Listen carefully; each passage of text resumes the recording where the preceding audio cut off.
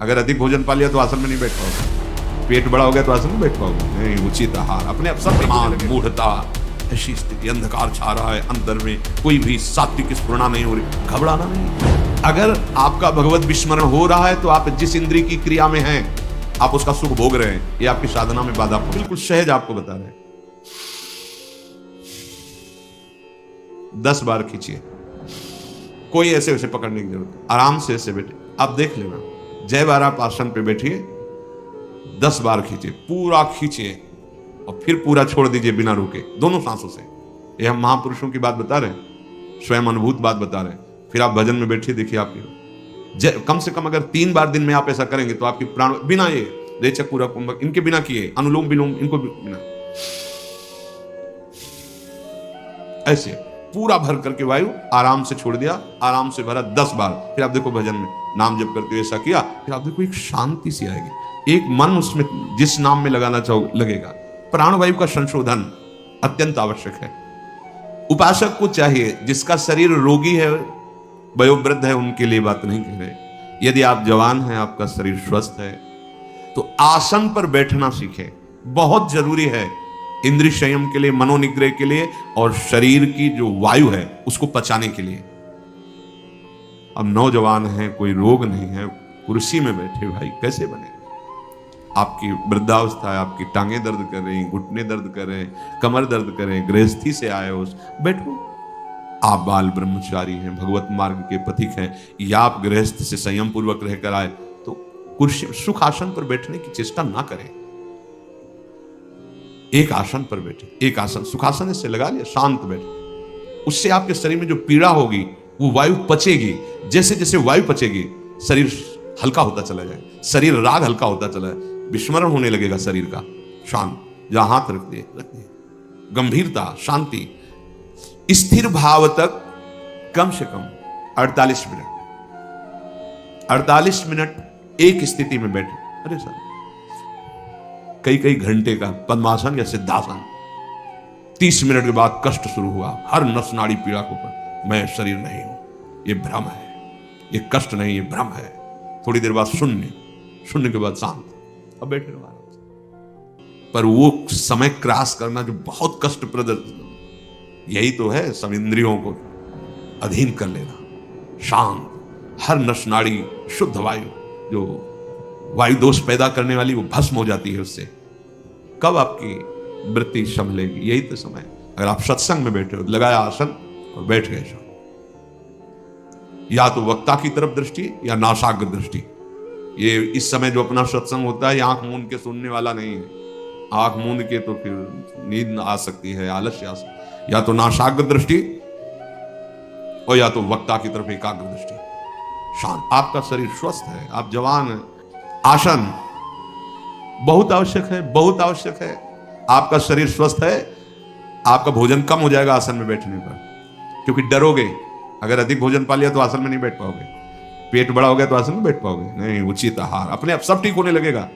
आसन, हम कहते हैं ना पद्मासन लगाओ ना सिद्धासन लगाओ, तो ऐसी पलथी जैसे पलथी मार के बस अब ऐसे रख दिया हाथ, वैसे शांत बैठे, सुन रहे। अब दर्द हो रहा है तो चुपचाप नाम जप करते हुए अपने मन को लगाने की चेष्टा करो। सत्संग में नाम को चुपचाप सहो, सहते सहते अभ्यास हो जाएगा। अभ्यास हो गया तो भजन में डूबने का अवसर आने लगेगा। सिद्धासन, पद्मासन, सुखासन, ये भजन के आसन होते हैं। हमें लगता है कोई बिरला ही पद्मासन लगाता हो। सिद्धासन का तो हो सकता है भाई प्रवचन में सुना है तो ज्ञान हो, ये बहुत आनंद प्रदान करने वाले हैं। सिद्धासन जैसे ना, अब तो कितनी खराब है, शांत, थोड़ी देर के बाद एक नशा सा दिमाग में चला, और आधा पौन घंटा व्यतीत होने के बाद शून्याकार स्थिति, कभी पंखा नहीं चला, जब आसनों पर शांत, पसीना से लथपथ, ठंडा शरीर, थोड़ी देर शांत। अब 2 घंटे 2.5 घंटे एक आसन, फिर लघु शंका आदि से फिर लगाया दूसरा आसन, मतलब सिद्धासन में 2.5 घंटे, पद्मासन में शांत, साय मच जाता। उसके बाद घंटों मंत्र चलाना नहीं पड़ता, चल रहा है अपने आप, एक अद्भुत स्थिति आती है। ये भागवती में आप दिन भर इधर उधर टहल रहे, टांगे बेग इधर, भजन में मन लगेगा। अरे समझो आप किस मार्ग के पथि को, जो दिनचर्या है वो दिनचर्या में, मान लो वाणी पाठ हो रहा है, सामने वाणी रखी, आसन में बैठे, कभी कानों से सुन रहे, कभी आंखों से देखते हुए इधर उधर उपासक तो वही कि आपके तीसरे नंबर में पीछे कौन बैठा था आपको पता नहीं होना चाहिए। अगल बगल उठे, चल कुटिया में गए, जो अपनी दिनचर्या, रात दिन भजन। यहां तो थोड़ी शिथिलता, एकांत में पहुंचते एकदम सावधान, पर वो लक्ष्य नहीं बन पा रहा है भगवत प्राप्ति, इसलिए ऐसा है। प्राणवायु का संशोधन अत्यंत आवश्यक है। जो नित्य स्वाध्याय करता है तो इष्ट दर्शन की योग्यता उसके अंदर आ जाती है। 84 हरिवंश कृत पढ़े सुने निशिभोर, छुटी 84 भ्रमंते निर्खय जुगल किशोर। नियम पूर्वक। और जो ईश्वर प्रणिधान है वो आगे चलकर समाधि स्थिति प्रदान कर देता है। ईश्वर प्रणिधान कोई भी वस्तु, व्यक्ति, स्थान, कोई भी वृत्ति प्रभु से अलग नहीं है, सब प्रभु में समर्पित, दृढ़ निष्ठा अपने आराध्य देव की, तो चलते फिरते समाधि लगने लगती, भाव में एकदम तन्मय है। शरीर से क्रियाएं हो रही या निष्क्रिय, उससे कोई मतलब नहीं। स्वामी जी महाराज इसी समाधि के लिए गए, आओ समाधि भीतर, चित्त न डुलाए। अगर इतु चित्त डुलाए तो अगला जन्म हो जाएगा। आओ श्यामा श्याम के चरणारविंद के चिंतन में, उनकी लीला गायन में, उनकी लीला चिंतन में, ऐसा जहां सौंदर्य रूप, ऐसा जहां प्रेम रस बरस रहा है, उन कुंज निकुंज झलकने लगेगा, भारी समाधि स्थिति है। प्रत्याहार इंद्रियों के विषयों का जो अत्यंत जीवन के लिए आवश्यक है, उनका प्रयोग जीवन यापन के लिए, ना कि भोग के लिए। जब हम भोजन पाते हैं तो रसेंद्रिय और प्राणों के पोषण का विषय है, मेरा नहीं है। अगर मेरा, मैं पाता हूं ऐसा मान के तो उसका भोग कर रहे हैं, आप फंस जाएंगे उसकी आसक्ति में, आपको स्वाद फंसा लेगा, रसेंद्री बिगड़ जाएगी आपकी। प्रत्याहार कहते हैं अपने अपने विषयों के साथ संबंध ना रहने पर इंद्रियों का चित्त के अनुसार हो जाना। अर्थात हमारे चित्त में जो भगवत चिंतन चल रहा है वो चल रहा है, हमसे आहार विहार की जो क्रियाएं हैं वो हो रही, उनके सुख स्वाद की तरफ हमारा आकर्षण नहीं, ये प्रत्याहार है। अगर आपका भगवत विस्मरण हो रहा है तो आप जिस इंद्रिय की क्रिया में हैं, आप उसका सुख भोग रहे हैं, ये आपकी साधना में बाधा पहुंचा देगी। पा रहे हैं प्रसाद, जय लाडली जी, और नाम चल रहा है, नाम के चिंतन में चित्त से नाम नहीं हट रहा है तो आपको कोई फंसा नहीं पाएगा। अगर इंद्री जो विषय का संयोग कर रही है उसी में आप तन्मय हो रहे हैं तो आप फंस रहे हैं, आप साधना में बाधा खड़ी कर रहे हैं। धारणा हमारी पुष्ट होनी चाहिए, श्यामा श्याम के सिवा कोई मेरा नहीं, मेरे चित्त की स्थिति एकमात्र श्यामा श्याम के भरोसे, श्यामा श्याम के आश्रय में, श्यामा श्याम की ही चिंतन में, इसे कहते धारणा। और ये धारणा जिसकी सिद्ध हो जाती है वो श्यामा श्याम में हो जाता है। मन बुद्धि चित्त हम सब श्यामा श्याम में। धारणा बहुत उत्तम स्थिति है। स्वप्न में भी, जागृत में भी हर समय अपने आराध्य देव छाए रहते हैं। महाप्रभु कह रहे जागृत स्वप्न सुषुप्ति स्फुरत में राधा पद, ये धारणा। चित्त वृत्ति का आराध्य देव में तैल धारावत जाना, उसे ध्यान कहते हैं।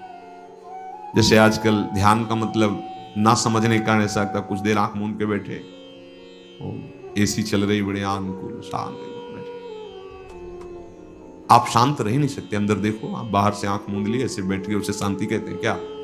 आपका मन शांत, आपकी चित्त वृत्ति शांत, कोई संकल्प विकल्प नहीं हो रहा, उसे शांत कहते हैं। ये कब होगा? जब तैल धारावत चित्त की स्थिति चित्त चोर प्रभु में होगी। नाम जप करते करते रूप की झलक आ गई, संपूर्ण चित्त वृत्ति घसीट गई प्रभु की तरफ, उसे ध्यान कहते हैं। इसीलिए हम प्राय ध्यान पर जोर न देके नाम ध्यान की बात कहते हैं, राधा।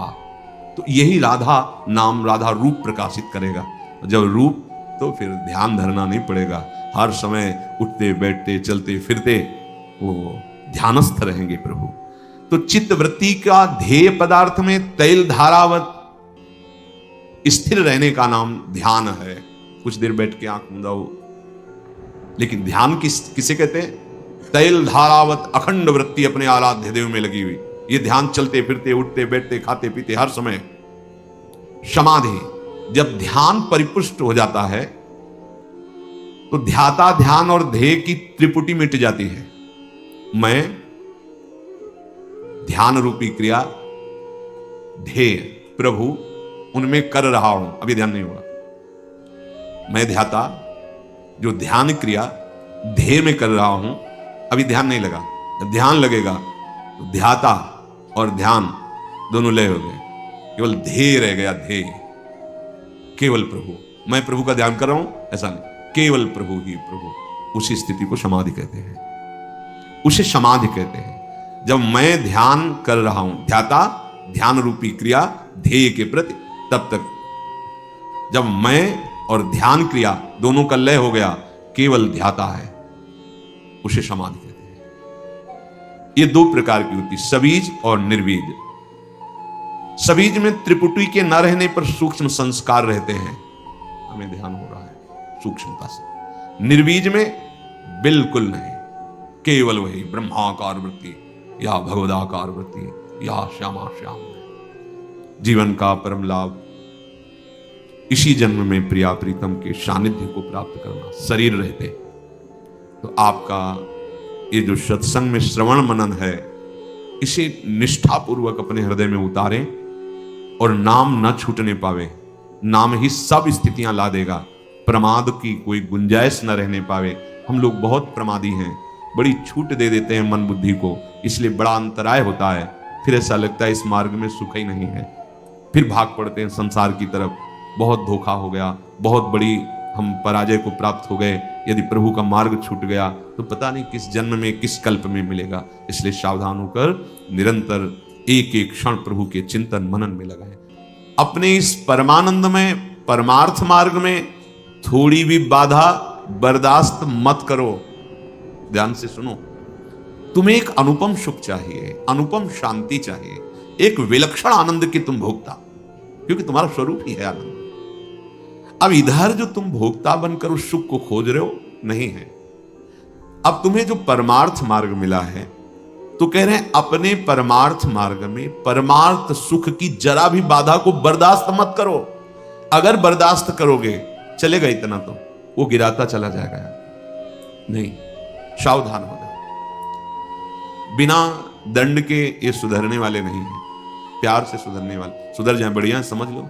और अगर आप अपने को भोक्ता मानकर इनको थोड़ा भी परमार्थ बाधक बातों में सपोर्ट देंगे, ये आपको गिरा देंगे।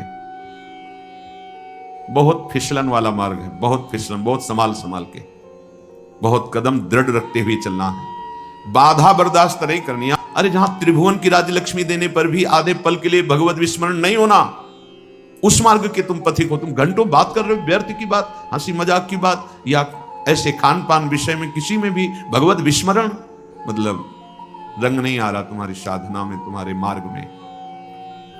किसी भी हालत में इस मार्ग के पथिक में भजन की शिथिलता नहीं आनी चाहिए, किसी भी हालत में।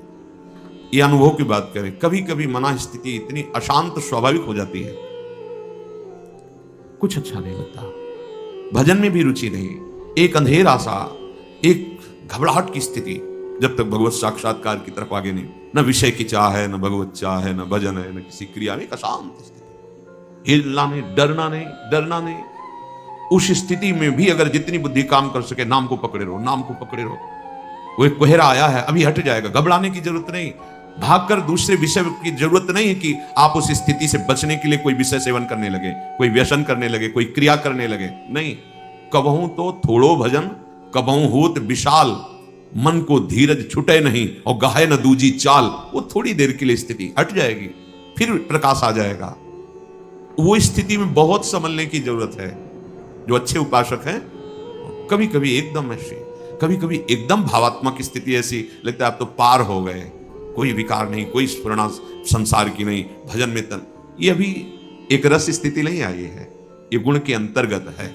इस सात्विक वृत्ति जागृत हुई है। वो तामसिक वृत्ति, प्रमाद, मूढ़ता, ऐसी स्थिति, अंधकार छा रहा है अंतर में, कोई भी सात्विक स्फुरणा नहीं हो रही, घबराना नहीं। अभी त्रिगुणातीत रस नहीं मिला है, धैर्य पूर्वक आगे चलते। इसीलिए बिना सत्संग के साधक लड़खड़ा जाता है, गिर पड़ता है, क्योंकि वो ऐसी स्थिति आती, फिर उसे किसी न किसी के संग की जरूरत होती। और अगर संत संग नहीं हुआ, कुसंग हो गए तो गया। या तो असंग या भगवत व्रत का अनुष्ठान, भगवत भजन में लगे हुए उत्तम साधक या भगवत प्राप्त महात्मा, तभी हमारी बचत हो सकती है। अगर इनसे नीचे मिला तो गिर जाएंगे पक्का। वो ऐसी बात होगी, ऐसी सलाह होगी, वो गिर जाएंगे। अपने निर्दोष साधन को बिना किसी भय संकोच लोक लज्जा, अपने साधन में लोक लज्जा भी नहीं। हम तिलक लगाएंगे, कंठी बांधेंगे, नाम जप करेंगे, सुबह इतने बजे नहा स्नान करके बैठे, घर के परिवार के लोग या कोई बाहरी उपहार दे तो भगत है या कुछ नहीं। ना लोक लज्जा, ना कोई भय, ना कोई संकोच, अपने साधन को निर्दोष रखते हुए चले, उसे नियम कहते हैं। जो आपको नियम मिला है, दिनचर्या मिली,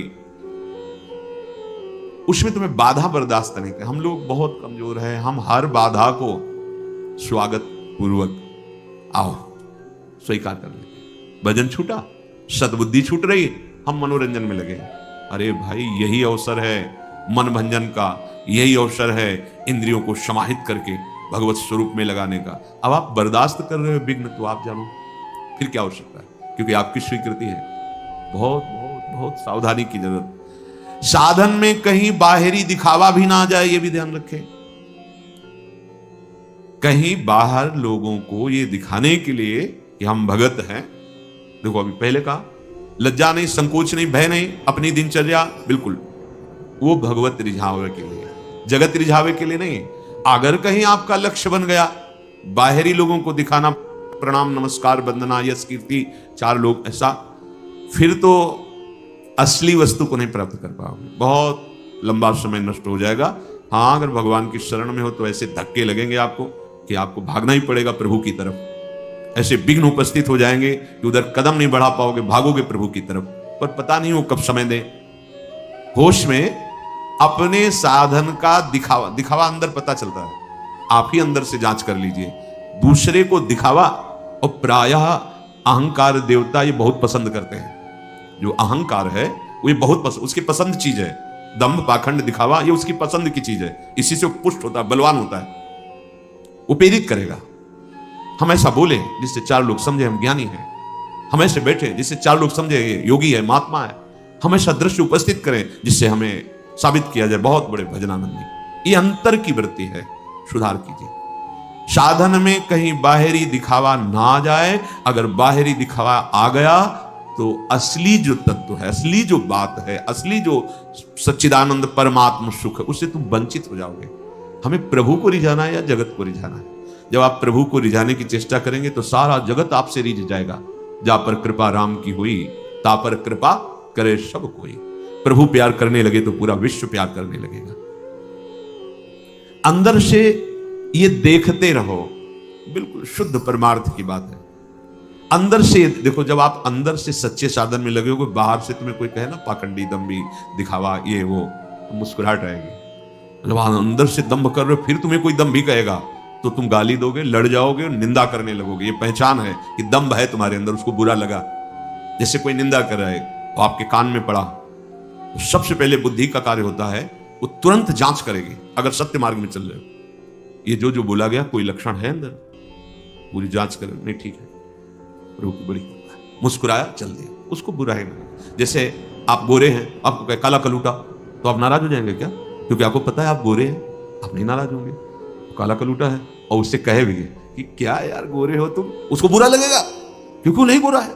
ऐसे ही यदि सच्चाई से तुम भगवत मार्ग में चल रहे हो और तुम्हें कोई कह रहा है कामी है, क्रोधी है, लोभी है, पाखंडी, दम्भी है, तो आपको पता है ना कि गुरु कृपा से ऐसे इन दोषों का प्रश्न आपके अंदर उत्तेजना नहीं पैदा होगी। और यदि है तो आप ये साबित करने के लिए कि नहीं है, आप लड़ पड़ेंगे। आप, ये अंदर की बात है, सूक्ष्म बात है।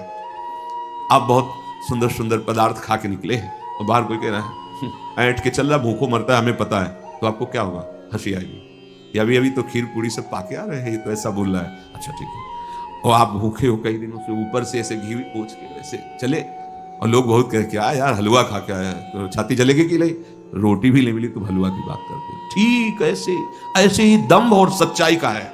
आप सच्चे भगवत मार्ग के पथिक बनेंगे। पूज्य श्रीपाद उड़िया बाबा जी महाराज कहते हैं कि जब अपनी भाषा में जैसे जो हम जानते हो बात करता है तो हमें समझ में आती है, लेकिन विदेशी भाषा में जिसे तुम्हें ज्ञान ना हो, तुम्हें बल भर गाली दे रहा हो, निंदा कर रहा हो, तो तुम क्या करोगे? पता ही नहीं वो भाषा ना, तो ऐसे सुनोगे, कुछ बोल रहा हो, चल दोगे। जब तुम्हारी भाषा में ऐसे तुम्हें गाली दे, निंदा दे और तुम चल दो, तो जान लो कि तुम सच्चाई के मार्ग में चल रहे हो। नहीं तो एकदम जलन पैदा, क्योंकि वो है, जलन पैदा हो जाएगी। साधन में कहीं बाहरी दिखावा ना हो। साधन में बाहरी दिखावा वही सच्चाई का साधन है और वही बाहरी दिखावे का साधन है। प्रियालाल का श्रृंगार कर रहे हैं, अंदर से मेरे प्रियालाल सुख, उनका श्रृंगार उनके सुख के लिए, और दूर से खड़े होकर दर्शन करके आह्लादित हो। अंतर का भाव बदल गया, दिखावा हो गया, अंदर का भाव प्रभु के लिए साधन बन गया, भगवत प्राप्ति का साधन बन गया। अंदर से देखता रहे उपासक, कहीं बाहरी दिखावा तो कोई, बस बहुत सूक्ष्म विषय है। जब लक्ष्य में प्रियालाल है तो हमारा गाना, नाचना, भजन करना, रोना सब सार्थक है। अगर यही बाहरी व्यक्ति के रिझाने के लिए, तो यही दम्भ हो गया, यही पाखंड हो गया, नाटक हो गया। ये अंतर की बात है, इसको बाहर से नहीं पहचाना जा सकता, बाहर से नहीं पहचाना जा सकता। एक बार ठाकुर हरिदास जी जो महाप्रभु चैतन्य देव के परिकर नाम हर समय चलता जा रहे थे, तो एक परिकर था जो लीला अनुकरण और लीला गायन करते हुए, बहुत सुंदर संगीत नृत्यवाद, बहुत भीड़ लगी हुई थी। वो गए, विविध प्रकार की, कभी काली देह लीला, कभी गिरिराज ठान, ऐसी लीला पदों में गा करके वो नृत्य करते थे। उनका परिकर होता था, उसमें स्त्रियां भी पुरुष भी, और बड़ा भाव में, सुनते ही हुंकार भरी मूर्छित होकर गिर गए। हाँ, अब तो ऊपर दर्ज ले रहे हैं, सब प्रणाम करें, जो देखना कि बहुत उचित। एक और भी खड़े थे, तो अब वो भी वैसे ही, हाँ, तो उसने देखा तो जिससे ढोल बजा रहा था, जो एक दो छूट के भाग पड़े। लोगों ने पूछा आप ऐसे क्यों किए? बोले ये वास्तविक स्वरूप स्थिति में है, और ये इनका नाटक कर रहे थे। अगर ये भाव में होते तो हमारे इस ढोल बजाने के एक दो डंडे में इनके होश ही नहीं आते, इनका मतलब ही नहीं होता। शरीर राग से युक्त होकर ये नाटक कर रहे थे, दम्भ नहीं। सच्चाई जो हृदय में है वो छुपती नहीं है, उसमें एक आकर्षण होता है, क्योंकि सब में भगवान बैठे हुए हैं। अपने आप आपको संपूर्ण जगत के हृदय में बैठे हुए भगवान का प्यार मिलेगा। नाटक करने की जरूरत क्या है? बिल्कुल सहज आपको बता रहे हैं।